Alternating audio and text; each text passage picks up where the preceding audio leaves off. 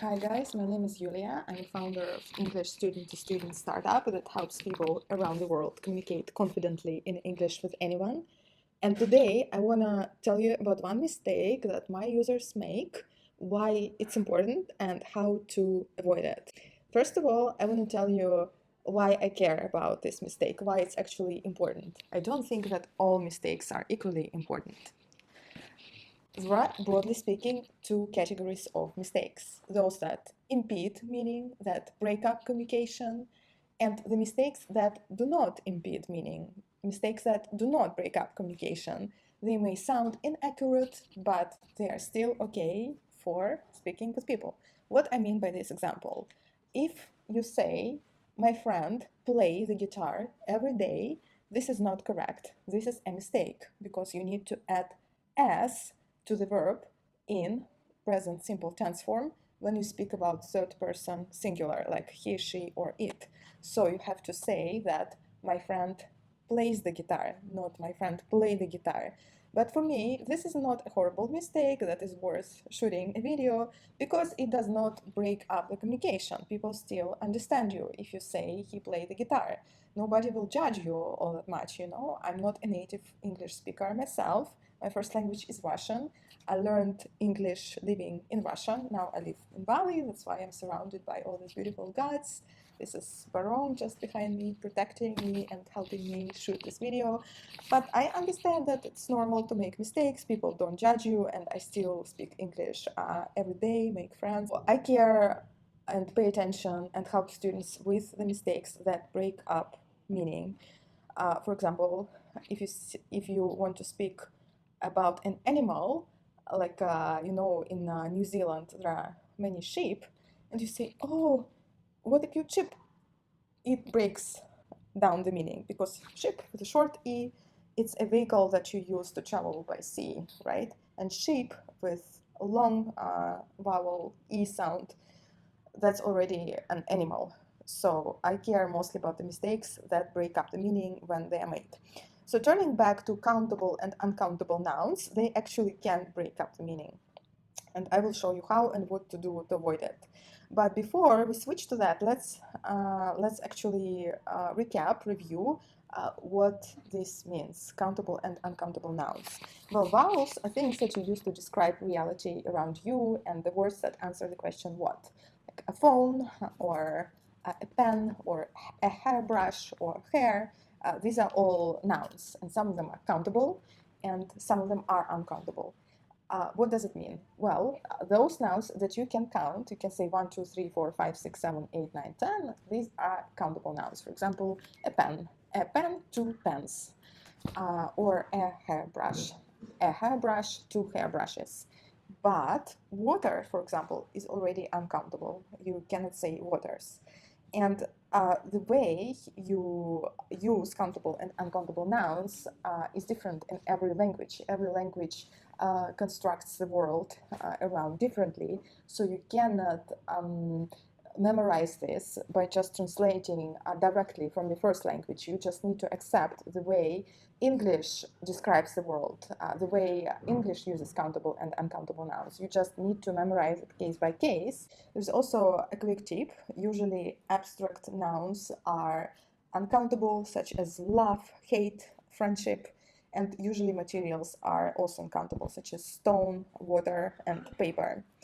All right, so imagine now you know, now you started paying attention to these things. So what actually happens in speech? How do you use countable and uncountable nouns differently? Well, first of all, uncountable nouns, you don't put them in the plural form. So you don't say like waters, right? Also, sometimes you do, but the meaning changes, and we will come to that later. So the first rule is that there's no s at the end. You don't make plural forms out of uncountable nouns, right?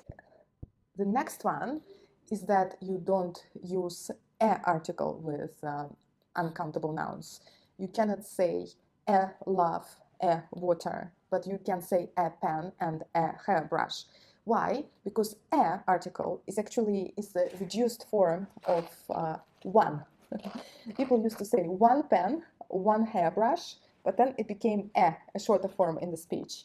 But since the noun is uncountable, you cannot count it, you cannot say one, so you don't use a. There is no a article with uncountable nouns, such as water. The third rule that shows you how to behave with uncountable nouns is about the verbs that come after them. These verbs come in the singular form. So you don't say water are cold, you say water is cold. You don't say love are important, you say love is important. The verb after uncountable nouns comes in the singular form. So now you know that. Now you know that you need to pay attention if a noun is countable or uncountable. You cannot put uncountable nouns in the plural form. You cannot use a article with them, and you use singular verb after them. So now we come to the last and most important question. The question how it affects meaning, how it can break down the meaning, right? Because if I say like waters are cold, maybe you still understand. Maybe it's not very correct, but understandable. Yeah, you're right, but there are certain nouns that have both forms, countable and uncountable, and the meaning changes depending on which form you use. I will give you a few examples and hopefully it will help you to see the trend. Type up in comments below if you knew about it before. One example is paper, material. Yeah, so material is often uncountable and paper is also uncountable. Paper meaning the material that people use to make notebooks, right? But when you speak about paper as a piece of work, like an academic paper, an academic article that you produce, that's already countable. When you use paper, speaking about material, you say paper is a precious resource, and you don't use it in the plural form. But when you speak about papers that a certain scientist produces, you already put it in the plural. So you can say this great guy have written up many papers throughout his academic career. So that's one example. I will give you two more, and hopefully you'll start seeing the trend. Please type up in the comments if you are guessing what trend I'm speaking about. The next one is work. Work is uncountable when you speak about work in general. Like, for example, oh, I have a lot of work to do. It takes so much work to produce a book, right? But if you speak about work not as an abstract concept, but a product that an artist produced, you already use it as a countable noun, and you say like, I admire the works of Van Gogh or Rembrandt. Works already, you put it in the plural because you speak not about work as an abstract phenomenon, but about work products of a person. So you already put it in the plural. So his works are magnificent, are amazing. Last and probably the funniest example is about hair. When you speak about a person's hair, like the hair that this person has, it's uncountable, and you say, oh, your hair looks great today. Looks, not look, but looks, because you use singular verb after uncountable nouns. Your hair looks great. What shampoo do you use? Can you recommend it to me? That's one thing. But when you speak about specific hairs, for example, undesired hairs that grow on your legs, you already use it as a countable noun. Oh my gosh, I have two new hairs. I need to remove them. Yeah. So that's how the situation is with countable, uncountable noun. And please tell me if you knew about it.